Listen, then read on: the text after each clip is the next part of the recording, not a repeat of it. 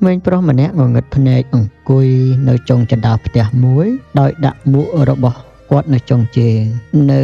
ជិតគាត់នោះក៏មានស្លាកមួយដែលសរសេរថាខ្ញុំងងឹតភ្នែកសូមអាណិតខ្ញុំផងនៅក្នុងមួករបស់គាត់នោះមាន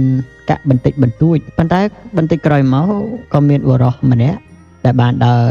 កាត់ទីនោះហើយក៏បានទម្លាក់កាក់ពី3ចូលនៅក្នុងមុខរបស់គាត់ដែរប៉ុន្តែគាត់ក៏ប្រវាសភ្នែកទៅមើលស្លាកនោះបន្តិចហើយក៏ត្រឡប់វាទៅមកខាងហើយសរសេរពាក្យថ្មីនៅខាងក្រោយខ្នងហើយដាក់ស្លាកខាងក្រោយខ្នងដែលមានអក្សរថ្មីនោះនៅកន្លែងដើមវិញពេលនោះមនុស្សម្នាដែលដើរកាត់ទីនោះម្នាក់សុទ្ធតែបានទម្លាក់កាក់ឲ្យទៅនៅក្មេងប្រុសដែលងងឹតភ្នែកនោះមានតិចមានច្រើនទៅតាមសទ្ធារបស់ពួកគេនៅពេលរសៀលបន្តិចបរិសនោះក៏បានត្រឡប់មកវិញក្មេងប្រុសដែលងងឹតភ្នែកនោះក៏បានចាំ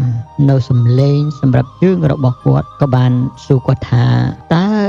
អ្នកជាមនុស្សដែលបានបដូរស្លាករបស់ខ្ញុំកាលពីព្រឹកមិញនោះមែនទេហើយក៏បានសួរគាត់ទៀតថាតើអ្នកបានសរសេរអ្វីខ្លះបរិសនោះក៏បានប្រាប់ថាខ្ញុំគ្រាន់តែសរសេរការពិតប៉ុណ្ណោះខ្ញុំសរសេរអ្វីដែលអ្នកបានសរសេរតែក្នុងរបៀបផ្សេងខ្ញុំសរសេរថាថ្ងៃនេះជាថ្ងៃដ៏ល្អប៉ុន្តែខ្ញុំមិនអាចមើលឃើញនោះទេស្លាកទាំងសងខាងពិតណាស់ប្រាប់មនុស្សរាល់គ្នាថាក្មេងប្រុស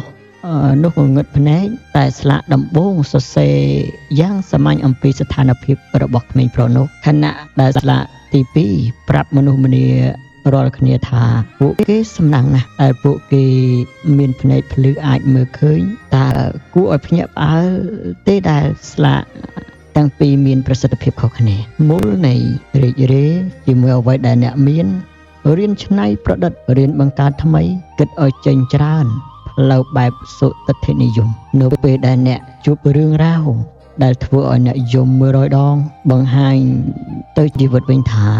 អ្នកមានរឿងរ៉ាវដែលត្រូវញញឹមដល់ទៅតែ1000ដងដែរទទួលស្គាល់អតីតកាលដោយគ្មានវិបដិសារីគ្រប់គ្រងបច្ចុប្បន្នកាលរបស់អ្នកឲ្យទំនុកចិត្តរៀបចំអនាគតរបស់អ្នកដោយអង្អាចរក្សា